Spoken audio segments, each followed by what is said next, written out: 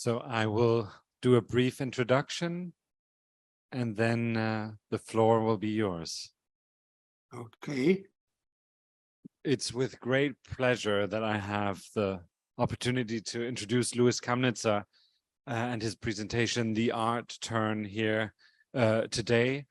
Louis Camnitzer is a German-born Uruguayan artist, educator, and writer who moved to New York in 1964.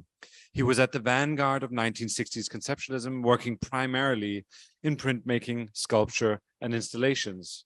For more than 5 decades, his practice has been marked by an enduring interrogation of systems of power, the intersection of art and pedagogy, and the deconstruction of language and other familiar frameworks.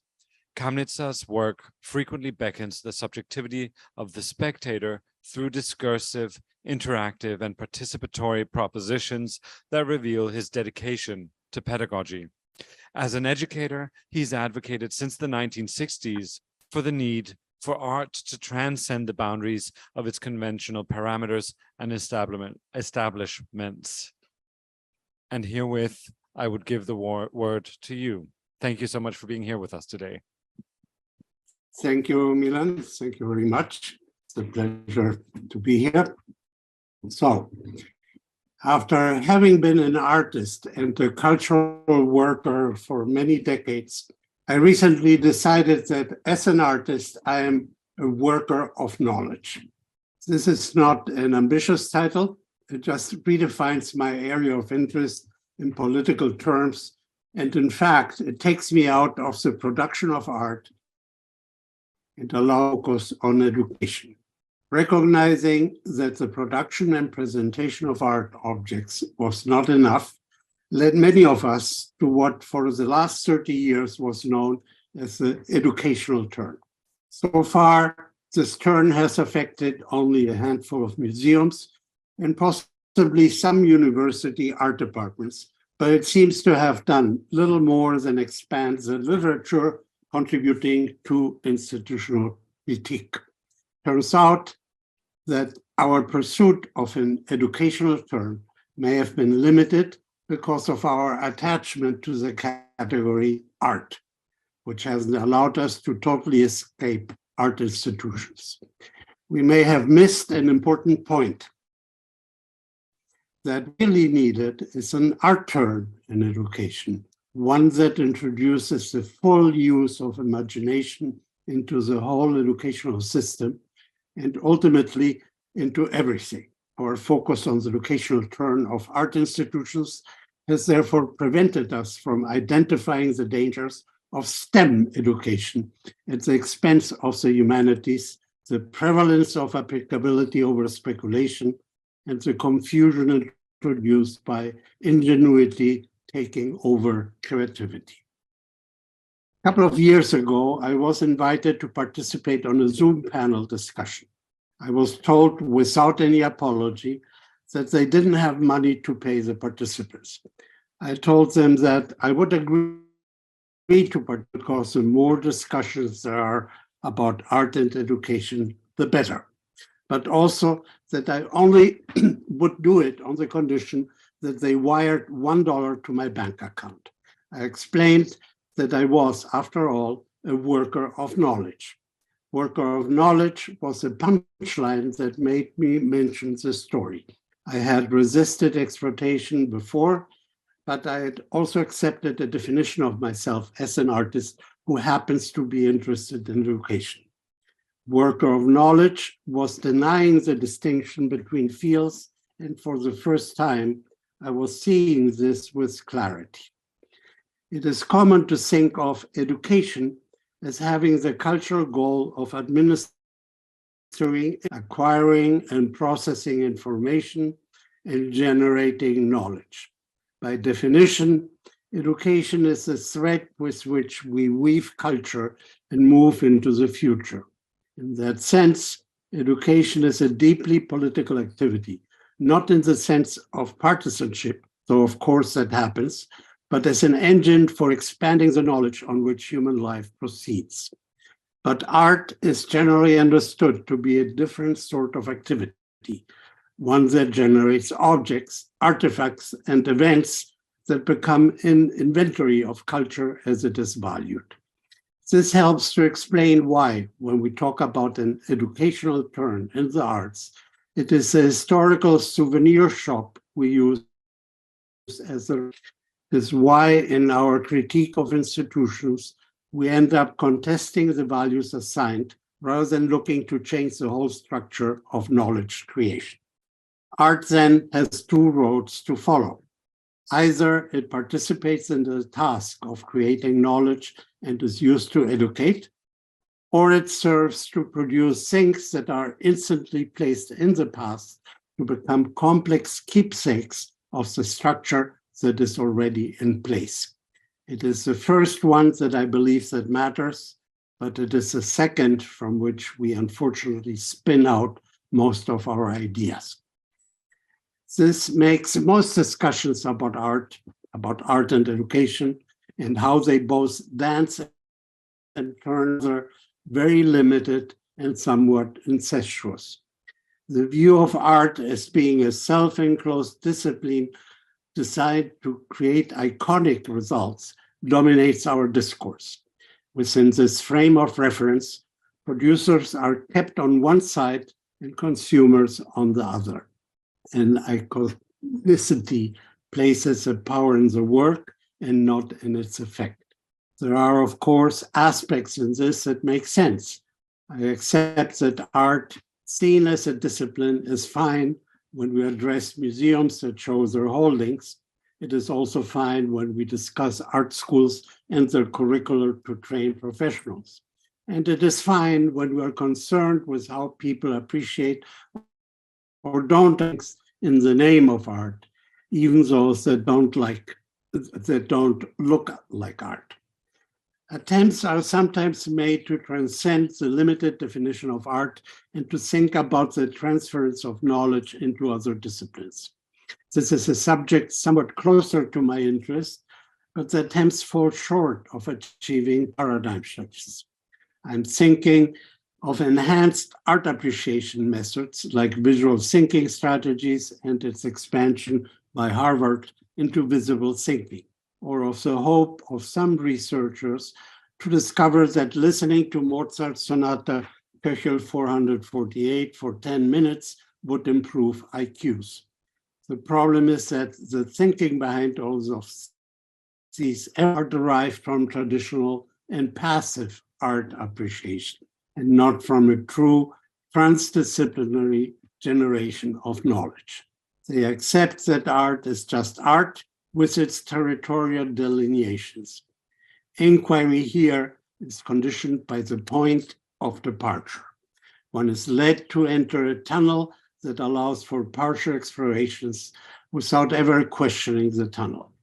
But even in its own terms, there seem to be problems.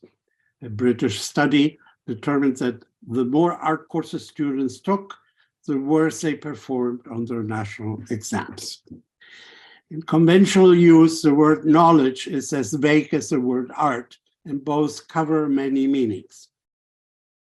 In English, the thesaurus lists 57 synonyms for knowledge, and Merriam-Webster 71. Thesaurus puts ability first, while Webster prefers science. For art, Thesaurus lists 69 and Webster 62, both listing craft as their first choice.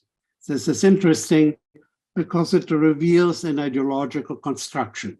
It's not a new one. It's even consistent with the Constitution of the United States. In 1788, the so-called Founding Fathers wrote Article 1, Section 8, Clause 8.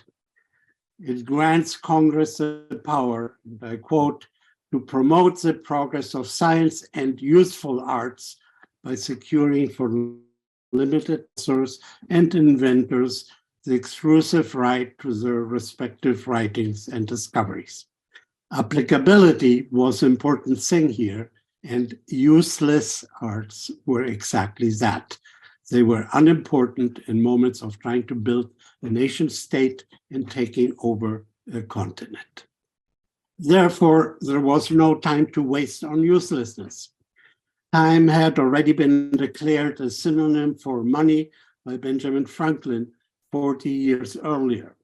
Kant may or may not have recognized what was happening in the US, but around the same time, he thankfully called for the respect of purposeless purpose, or Zweckmäßigkeit ohne Zweck, a term to describe beauty in order to protect beauty's disinterested experience of pleasure and sorrow. I don't particularly care about this part, but by leaving out explicitness and functionality, Kant at least found a way of reserving a space for free speculation for non-applicable and non-describable experiences. Untouched altogether by the idea of art as a space for free speculation, Western culture embraced science and the useful arts as a core engine for the expansion of knowledge and progress. It was a distorted interpretation of progress, and we are experiencing how it finally broke the world's equivalence. We call it progress when technology comes up with solutions to bottlenecks it created in productivity, or when it expands the power humans exercise over nature, expands the reach of human occupied space, or fixes something that was broken. Today, it is STEM education that, besides generating profits and breaking things, then can take credit for the fixing. After a disrupted ecology opened the door to COVID, the COVID vaccine was a truly stunning achievement that confirmed the importance of technology. However, STEM stands for much more than that. Without realizing where the push for educational turn started around the same time STEM became explicit with its acronym for science, technology, engineering, and mathematics. As a vague idea, STEM already had started to come into focus with the Soviet Sputnik in 1957, when fear was unleashed in the US about retaining global dominance.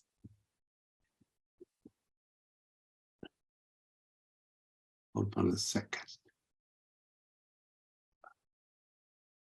I lost the line. This leads me to define STEM education as a bellicist pedagogy. It always mentions the need for US leadership of the free world, which in turn leads to the strategy to kick out art and the humanities from education. After the Sputnik challenge under Ronald Reagan's rule, a document of the US National Commission on Excellence in Education warned in 1983 against, quote, rising tide of mediocrity. It attributed this to an act of an, again, quote, unthinking unilateral educational disarmament.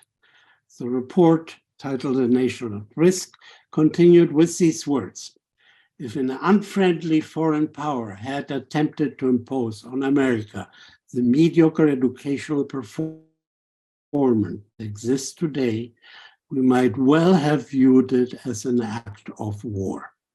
The statement does not mention art or the humanities. It is exclusively about technology, focused on national dominance and the development of the military. In 1967, Reagan had already criticized liberal arts education as, quote, certain intellectual luxuries that perhaps we can do without. The view persisted even under Barack Obama's reign.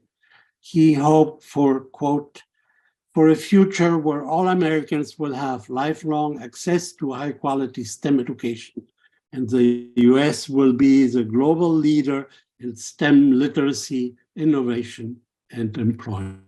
In 2012, following a drop in Spain's performance in the PISA evaluations, then Minister of Education Jose Ignacio Bert declared, the arts distract from education, and he requested corresponding cutbacks.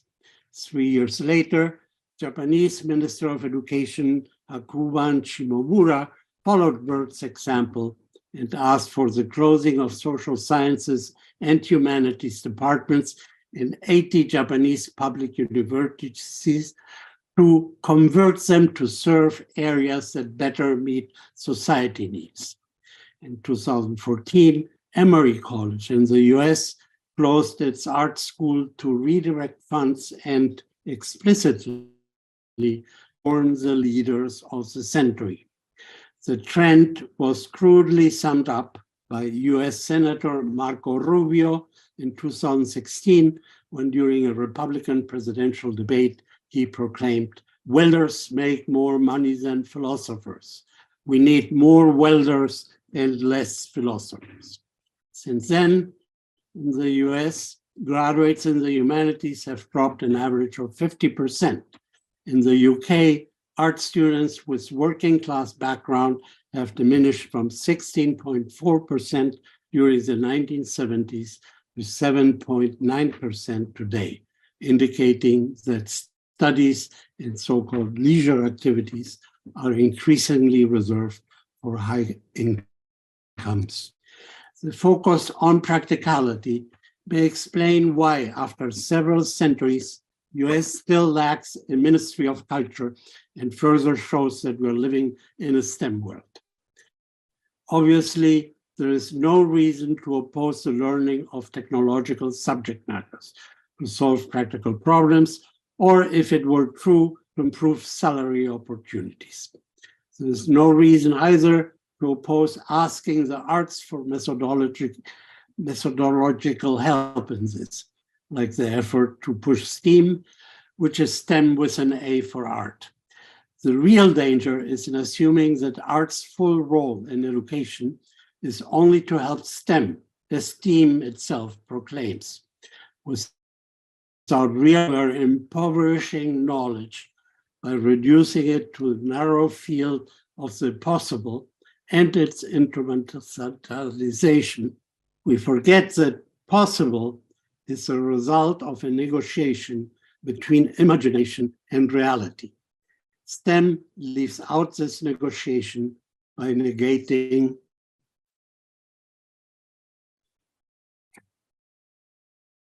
any form of imagination that might take place outside of the limits set by applicability. All this is too big a task for an educational turn in art, and that is precisely what happened. Even in the more modest scale of museums, most museums are still looking inward, segregate education from curatorial activities, and espouse the idea of art for the people instead of art with the people. We can only speculate about the reasons, and as artists who still are hung up on individual authorship, we're part of the problem. We forget that even when we're doing our own thing, we're still making art with the people. We're only taking the credit for it. Art is a collective enterprise, and the paternalist and arrogant concept of art for the people hides this. The idea of reappraising art as a collective meta-discipline, this on knowledge, has yet to become popular.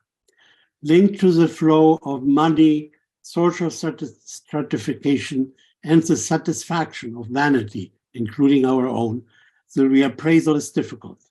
Museums so far are only shells that constructed around art serve those points. The public here is not a destination, but a justification. The educational turn tried to shift from consumption of art to transformation of minds. But however important, I don't think that turn has been enough, and that is why I suggest an art turn. By art turn, I mean a takeover. I mean to have art permeating the whole of education instead of remaining as an occasional attachment. This includes a revision of our concept of knowledge. We should be educated to imagine the impossible in order to evaluate the possible. We should be able to use the useless to judge what is useful. Without this, we will continue to be unable to develop critical thinking, to understand the distribution of power, and to perceive whose interests we are serving. Art is a field for all of this, which makes it a meta-discipline that is at the root of processing knowledge, of all knowledge. I like simple images so that I can visualize and understand what I'm thinking. I will therefore use a tree to visualize knowledge and apologize for the banality. Art on this tree is placed everywhere. As a root activity, it nourishes the rest. In the trunk, it functions as a language, and in the branches, as a craft-based discipline, it produces the equivalent of fruits. It's because of its multiple locations and functions that the word art is so frustratingly imprecise, becomes misleading, and makes it hard to have reasonable conversations. When we think of art as a form of production, we see it as a distinct discipline placed among other producing disciplines. This in turn creates discipline envy. As artists, we want as credible and respected as other disciplines. So in schools, we fight to keep art making independent. We submit to bureaucratic requirements that are unrelated and incompatible, and we distort our teaching process. In other words, by allowing to be classed as an activity on the branches and reduced to fabricating fruits, we make our own heaps of compost. When we talk of art as a language, it is placed in the trunk, hidden by literacy and numeracy. Lev Vygotsky speaks of language as a symbolic activity that serves an organizational function. This sounds fitting for art.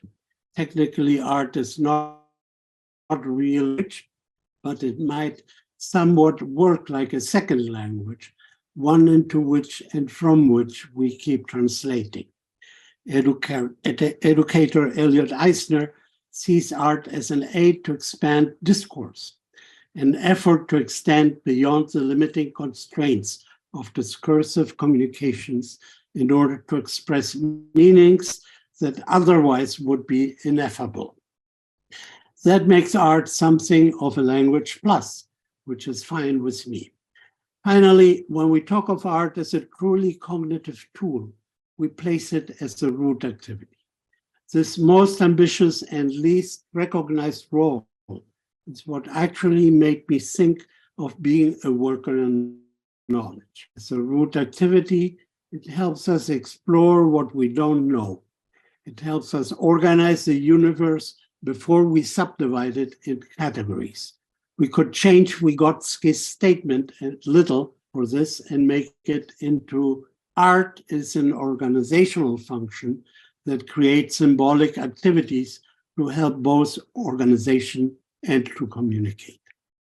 There are pedagogical differences according to art's placement on my tree.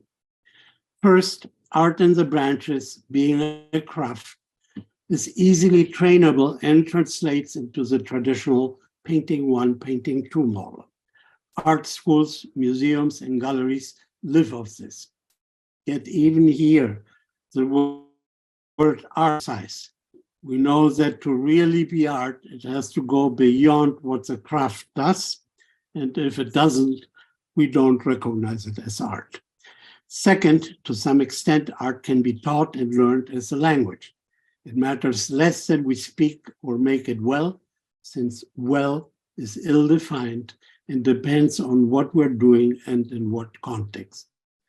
What matters is that we make it credibly. We therefore learn and accept conventions, protocols, and jargons, all of which allow us to codify what we want to communicate. Finally, and certainly, art as a root activity is survival equipment. It is a form of perception based on guided autodidacticism and discovery to be used wisely. But it also is a tool to create fictions that help create fields for the imagination, as well as rituals that, as Yuval Harari notes, define and bind communities. In his introduction to his book, Being You, the British neuroscientist Anil Seth tells us that our conscious experiences of the world and the self are forms of brain-based predictions, controlled hallucinations that arise with, through, and because of our living bodies. Sebastian's job is to identify the connections our biology has with these hallucinations and their control. This assumes that the world is much less concrete and less easily defined than we're led to believe. It also helps us understand what knowing is at its most basic, a series of connections and assignments of meaning we make out of all that is registered by our senses. Art from this perspective can be conceptualized as influencing and directing the effects and consequences of the information registered by our biological system. It is something akin to pulling the control. Scientific thinking can be understood then as one result of this activity. Perhaps it's because scientific thinking provides answers that are demonstratively definitive that it comes naturally to be regarded as a supreme human cognitive activity. Maybe the separation of humanities and STEM subjects actually goes back to the Stone Age. Thinking of the tree of knowledge in this way has implications for art teaching. I would say that the further away art is from its root activity, and the more it tries to be art with a capital A and sits on the branches, the less it becomes. Yet, the methods designed and intended to expand the role of art in education almost invariably start from capital A art to explore other disciplines. They assume that the transfer of knowledge can happen by jumping from branch to branch. We're therefore supposed to look at a piece of art and reduce associations into a descriptive work format. Some methods, such as the previously mentioned visual thinking strategies and visual thinking, focus on questions about what is going on in a picture, what makes us say that, and what else is there. In a strictly discursive process, explicitly exclude abstract art. Surprisingly, they don't ask contextual and cultural questions that might develop some critical abilities.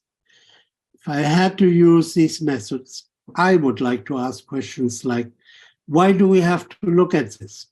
What prompted someone to make this? Is it a good answer to an interesting question? If so, what is the question and why is it interesting?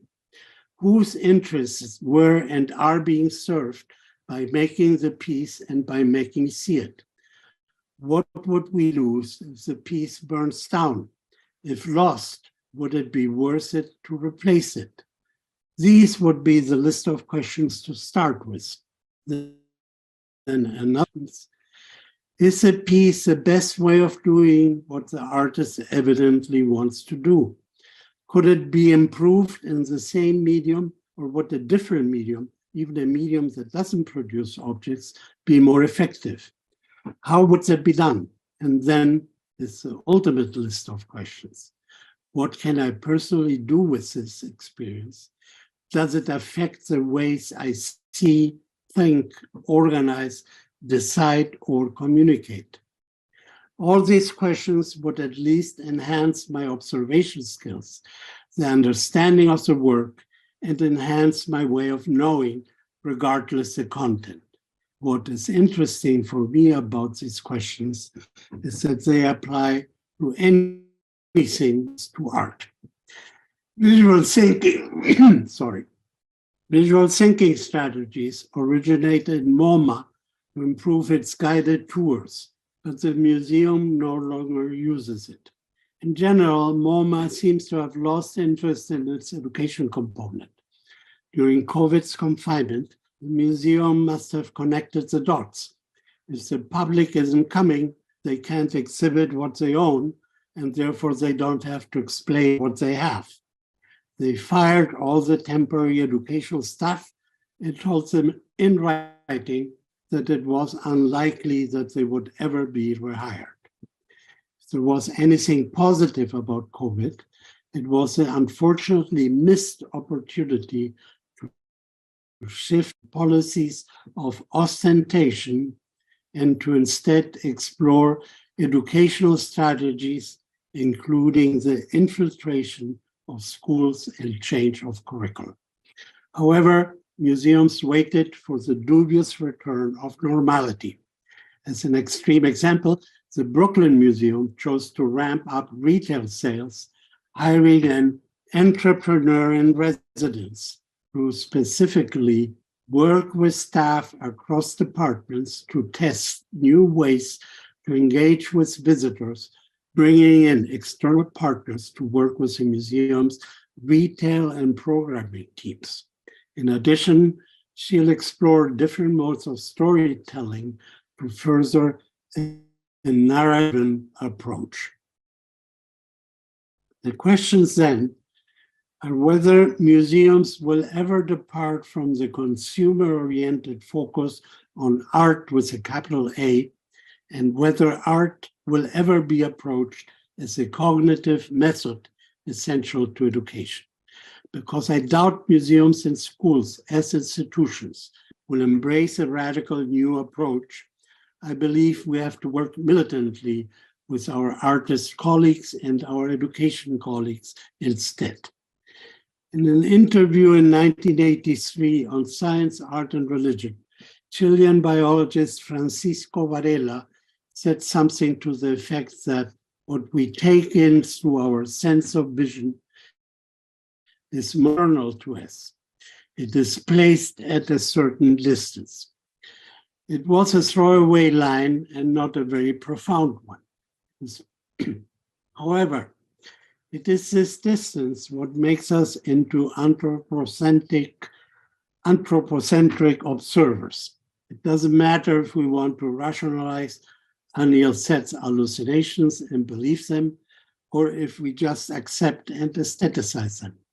On one way or another, what we want is to, from outside, establish some kind of orderly relation with our environment. This may explain why, as artists, we erected ourselves not only into being the center of the universe, but also as its authors. This assumes their role as observers through the formalization and codification of objectivity. With the presumption of this objectivity, they have the great advantage that they can blame reality whenever they hit a roadblock. The same as scientists, artists, and authors also face roadblocks.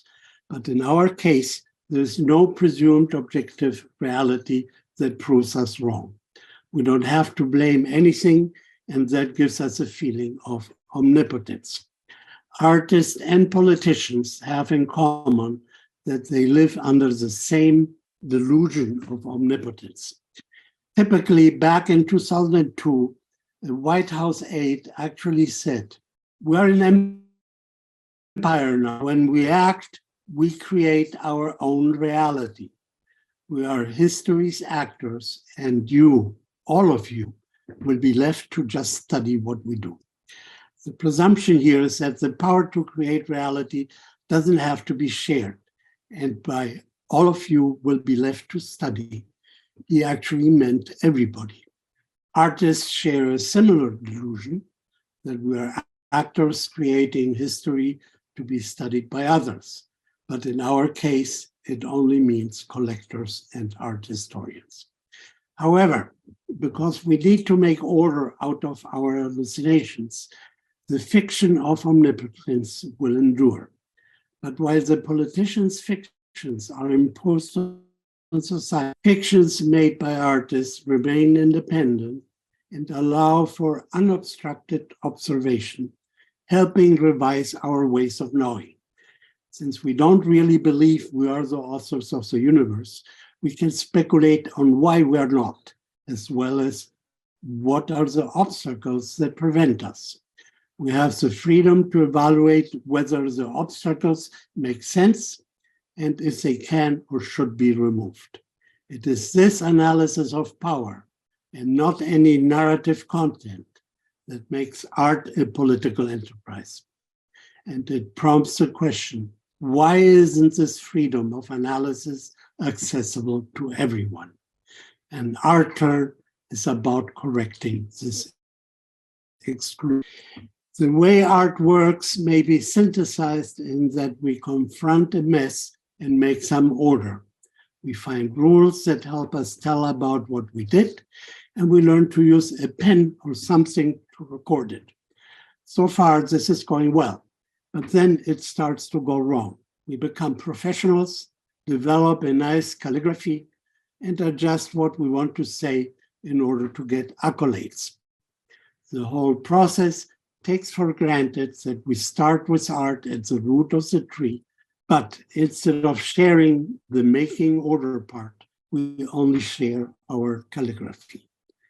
Our work, finally erupting from the branch, may elicit new insights, but it replicates the full experience. No matter how well done and how virtuosic we are, codification is only an approximation. Our initial process with whatever aha or moments that were useful to ourselves remain out of sight. While our experience covers all, the recording is a reduction forced by code. Everything is put into units that miss the in-between spaces. The footprints are shown, but the path is not walked. I don't know if Anil Seth is right with his interpretation of hallucinations. And I don't know if the idea of controlling control is. However, the concepts help see the role institutions have in this. Institutions represent holders of power, and as their representatives also hold their own, that allows them to shape the canon in a non-democratic way. We may criticize this, we may as artists even change the taste that informs the canon, but ultimately we're only talking about the looks and not about the canonic structure. Living on the branches of my tree, we also have to accept that we actually do need institutions. We need them because they administer our access to the consuming public, and paradoxically, institutions' credibility needed to criticize institutions. This critique, however, has limitations. We are allowed to modify the looks and taste within reason, but not the evaluation system. Yet, to affect real change, we need to work on the educational system, not on a superficial level of taste or on the controllers of taste. Stephen Wright once wrote, "Of course, autonomous art has regularly claimed to bite the hand that feeds it, but never very hard." In fact, he restated what 50 years earlier already was observed by Che Guevara describing the work of artists. He said, "The rules of the game are respected. One gets all the honors a monkey may have when inventing pirouettes. The condition is not to try to escape from the invisible cage." To achieve real change, then, we have to work on the education system, not on taste, and not even on those who control it. The art turn goes beyond that. It is geared to escape the rules of the game and to eliminate the cage. Eliminating the cage requires a change in the way we think of time. The reason is that art is associated with leisure time, and time is not a right. It is an object to be owned and that is distributed. We have or don't have time. We lay time aside. We spend or charge for it. We save it or waste it. And wasting it is associated with luxury and uselessness. These negatives explain why art is an elitist activity and why politicized artists seek to find ways to break away from this. For a long time, I used to believe in this form of resistance. Only lately, I've come to also appreciate leisure and uselessness as positives in life. I now see that when these are internalized as negatives with respect to art, people lose opportunity for independence and agency. Art is free from any cage. It is an area for play and imagination where we systematically challenge what we know. This requires special free time. The same as breathing, education, minimum wage, and health services, uselessness and waste of time should be guaranteed human rights. When the Constitution of the US ignored useless arts, it responded to the perceived needs of the moment, building a nation and an empire. There was no time to waste here, and the importance of useless free imagination was dismissed, making art nothing more than the collection of objects. I confess that I tried to correct this by organizing a change.org campaign. I asked the US Congress to introduce an amendment to the Constitution that takes out the word useful to only leave the word arts. This would liberate the imagination and protect the arts in general. So far, I received 25 signatures, 6 of which are from my family. The conventional view of art as objects allowed art to be brought to the people. It therefore was included in waiting rooms and the workspace like visual mosaic.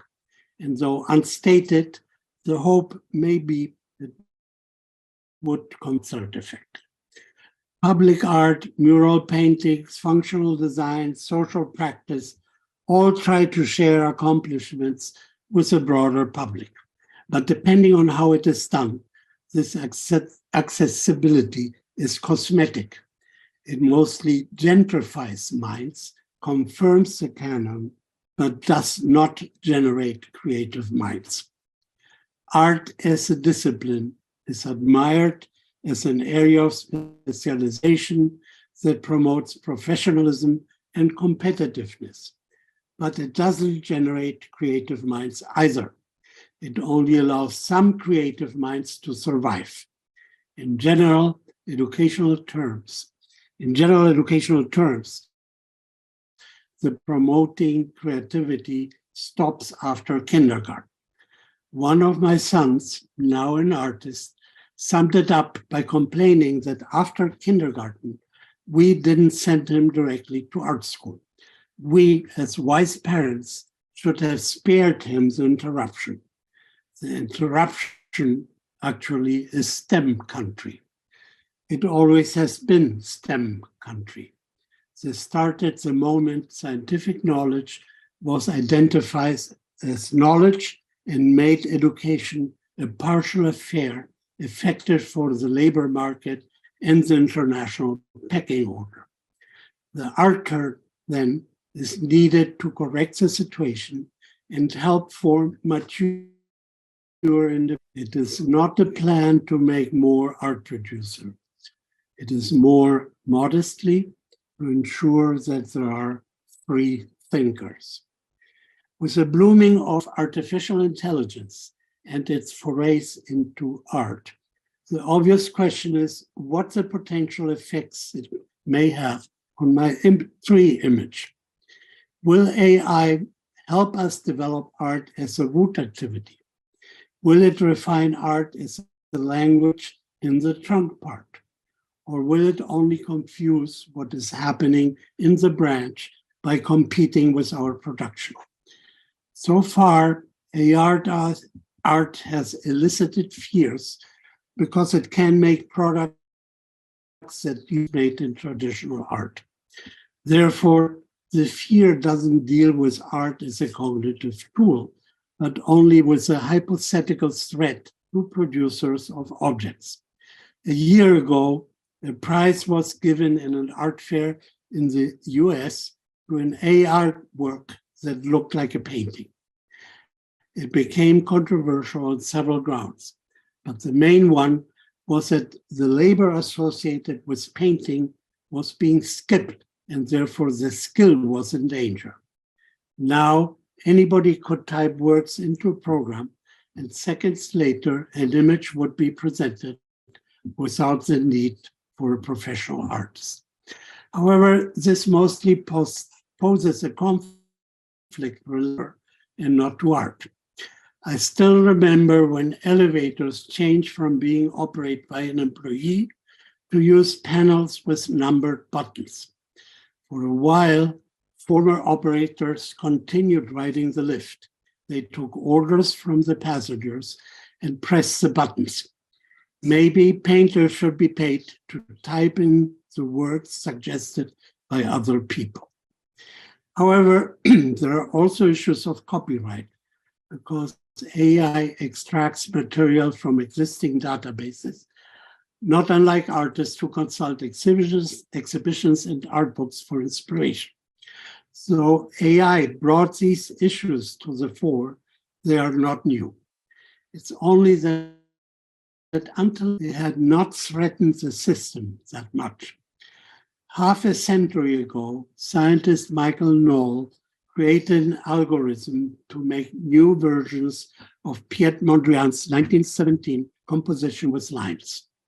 Of the 100 subjects he subsequently tested, only 28% were able to correctly identify which were computer-generated patterns.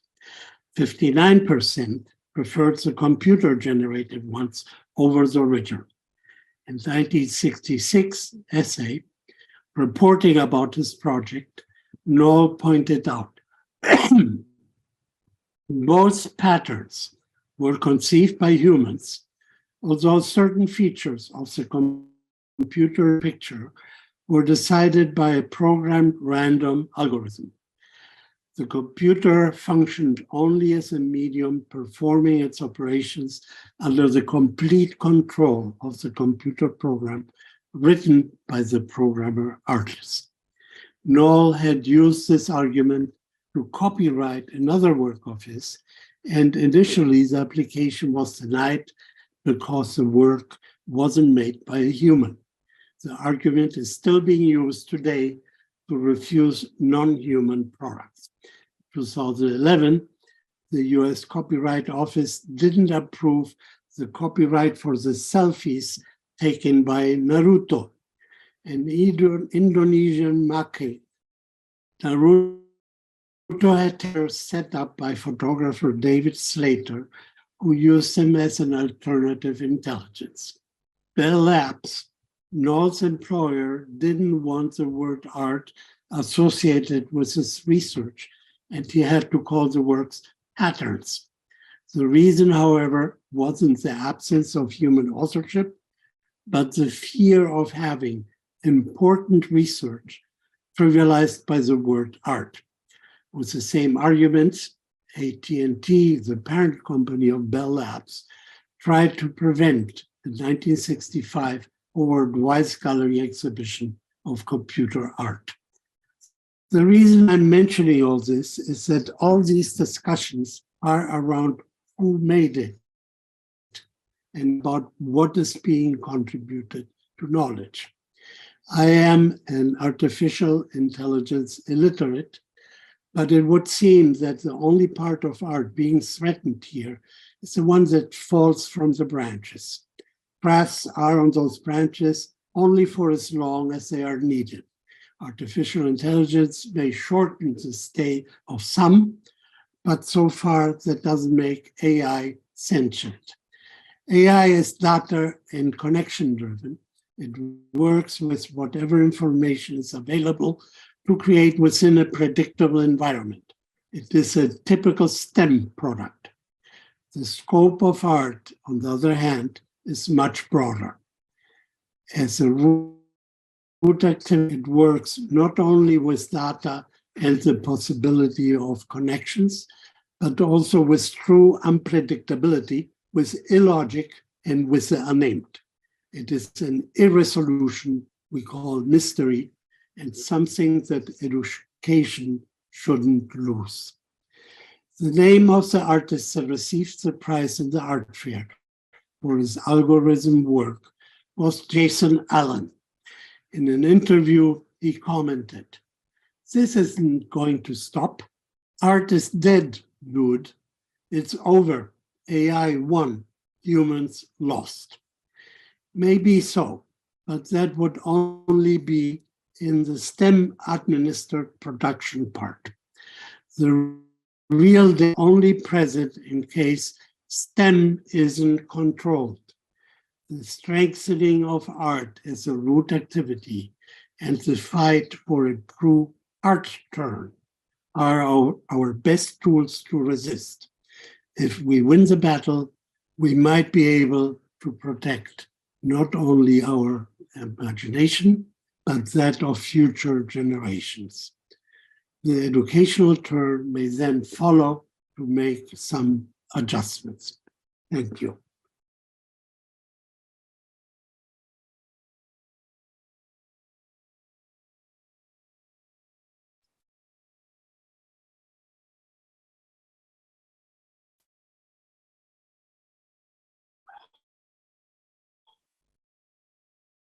Louis, can you hear me? Yeah, I can hear you. I lost one of my so much. But I hope it didn't affect the microphone. It was good. We could hear you. Yes. I'm wondering at this point whether there are any questions from the audience. It's been a long weekend, so we're sort of nearing the end. I think some of the energy is. That's been a long speech. Yes. I have a question.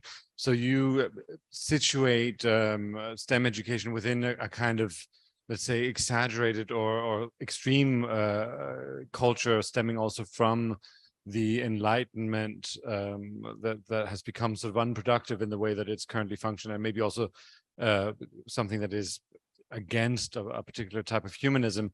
I was wondering the kind of radicality that you advocate within the art turn, whether there are any concrete examples of that in the world that you see, or whether there are steps being taken anywhere that you find interesting towards this type of thinking. Well, I am interested, although I am not intelligent enough to follow, in what happens in quantum theory, in which all this indeterminacy becomes crucial and shows, I mean, Heisenberg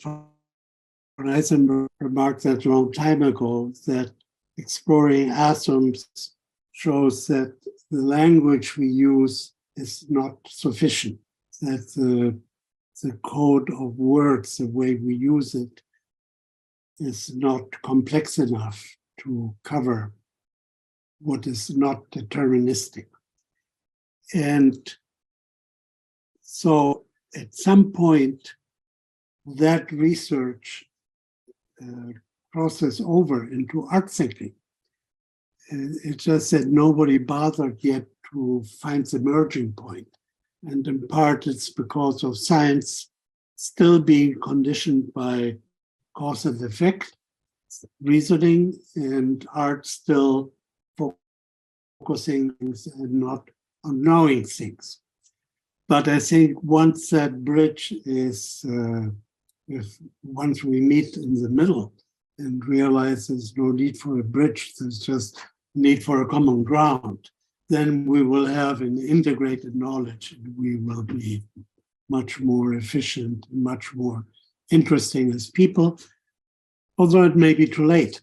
I don't know. I'm not very optimistic with how the world looks, particularly ecological. How do you think the environment figures within all of this? Well, very much. I think if it's true that we pass the critical mass, then we're screwed. So I often tell my children, I'm glad I'm old. I don't have to deal with this. But I'm worried of them. Yes. Are there any more questions?